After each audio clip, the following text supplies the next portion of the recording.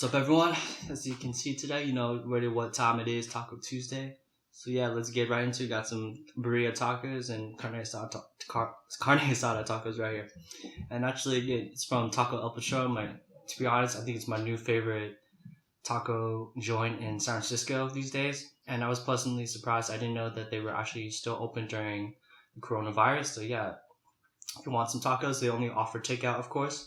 Swing by Tacos El Patron. So yeah, let's get into it. Let's start with the Birria taco right here. Yeah, dipping that consomme, that sauce right here. Oh yeah.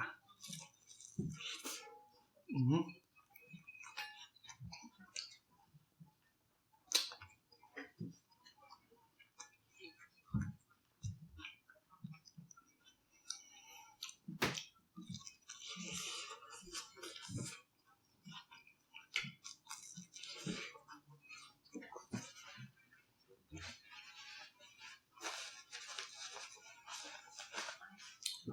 I've really been craving burrito tacos. I don't know why. It's been a while since I had it, but actually, I think like on YouTube somewhere, some like food channel, Food Insider. I forgot which channel, but they shed some spotlight on some burrito taco place in LA, I believe.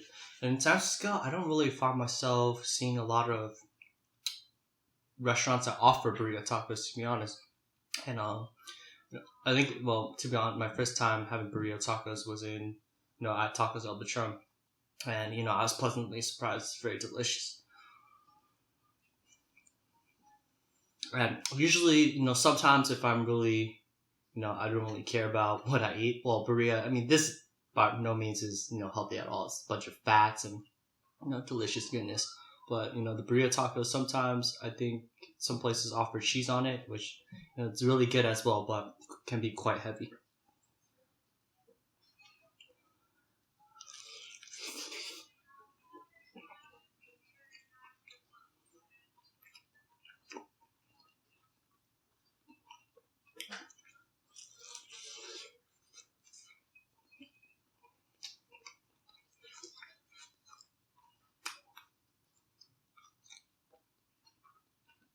And today, actually, in San Francisco, it's actually projected to be, I believe, the hottest day of this week. I think right now it's around like high 60s, low 70s maybe in San Francisco, but definitely a beautiful day to go out.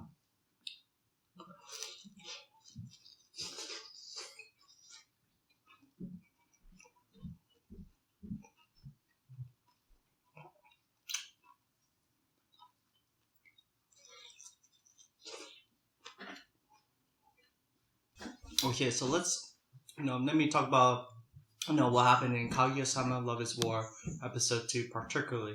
So remember from the first episode, toward the end, I believe they mentioned that Shirogane's birthday is coming up, so this pretty much, sheds some spotlight on his birthday, right?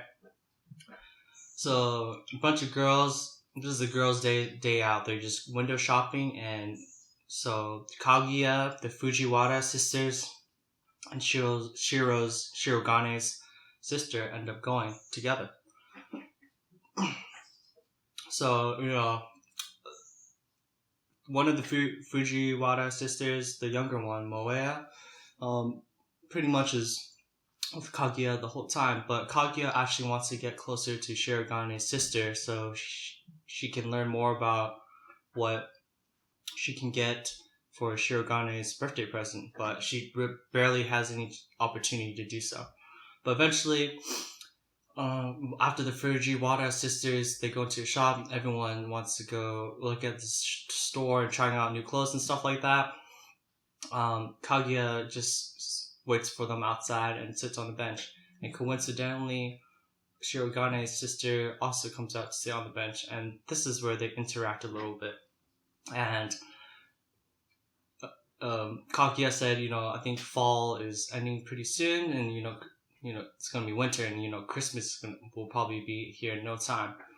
And she says, how does the Shirogane family celebrate Christmas? And this is pretty depressing if you think about it.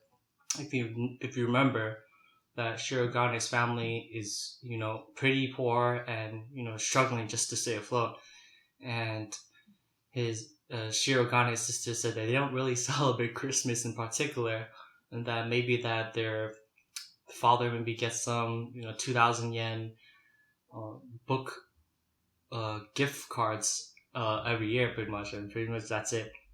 And she says that Shirogane doesn't really even celebrate his birthday. He thinks it's just like any other day, and it's a waste to spend money on gifts and stuff like that. But eventually, as the more the two spend more time with each other, Kaguya realizes that his sister is pretty much just the female version of him. Everything from his, um, the persona that she gives off and the way she acts as well. When they go to stores, she also often busts out, "Oh, I have a discount coupon for this. Can I use it?" Stuff like that.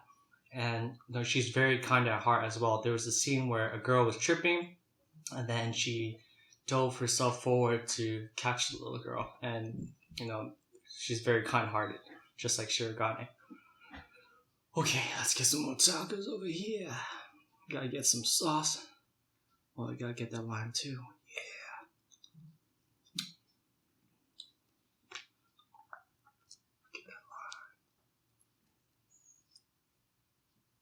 Man, I'm telling you, I don't know, Mexican food, particularly tacos, man, I can eat it any time of the day.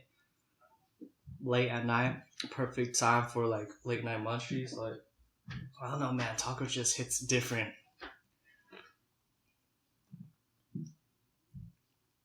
Let's go.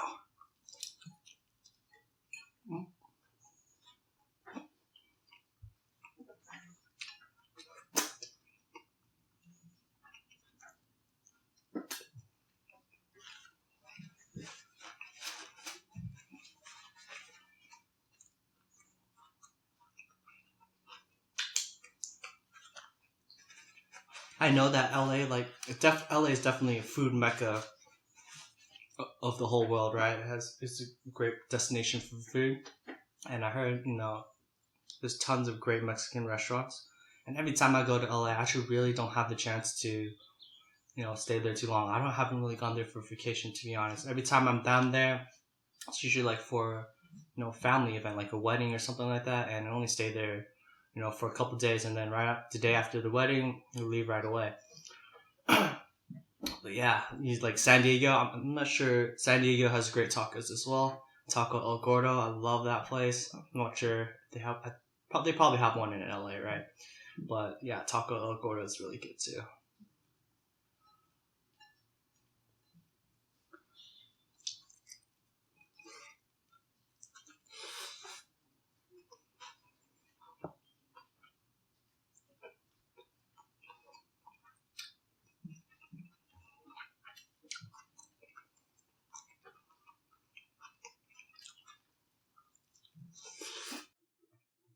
So as the end of this day approaches, with all these girls, just hanging out, having a good time, shopping and stuff like that, the day comes to a close, and Kaguya doesn't really have really a good idea of what to get for Shiro's birthday, and eventually, before they part ways, Shiro's sister says that she had a really good time. Then she was about to say, maybe next time the two of us just can hang out. But before she could say that, excuse me, the Fujiwara sisters interrupt her, and they just say the party goodbyes and leave it at that. So Kaguya deduces that since Shirogane's personality, he wouldn't really want something too extravagant or something too expensive, and that he would probably just wouldn't even accept the gift at all. So she decides to whip up a birthday cake and give him a fan as a present as well. But she asked one of her chefs to make this extravagant. Oh my goodness! Extravagant, huge cake, like the size of like a wedding cake. It's way too much. But Hayasaka also mentioned, give her a suggestion that your present is me, and typical lovey-dovey type of stuff. And she said she blushes and stuff like that. So eventually, the day has actually come for Shirogane's birthday, and Kaguya is a little hesitant. She has this internal battle. There's always like the scenes where you have like the devil and the cupid on the shoulder. She's having an internal battle in her head, and yeah, this is what transpires. So her cupid side is saying that, oh, I know you best. In reality, you really do love Shirogane, and obviously Kaguya doesn't want to admit it.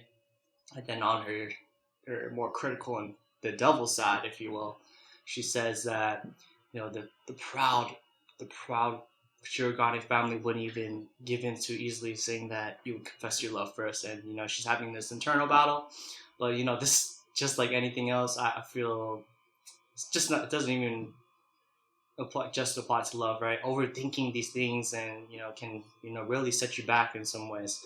And eventually, Kaguya actually gives Shirogane just a slice of cake instead of the whole cake. She felt that might be a little too much, and she also gave him a fan. So this fan actually says, let me see here. The fan says, unyielding diligence in one's studies. So wishing Shirogane good luck in his studies and so forth. And before Kaguya leaves, she tells Shirogane, no matter what you do not open the closet. So pretty much the closet inside, it has that big cake left in there. So, and then as soon as she leaves, she's greeted by Hayasaka, and she says, personal assistant, if I've mentioned before, she says that you did a great job. And as soon as she left the room, as much as Shirogane didn't want to admit it, he was thrilled and very grateful that his crush actually gave him something for his birthday.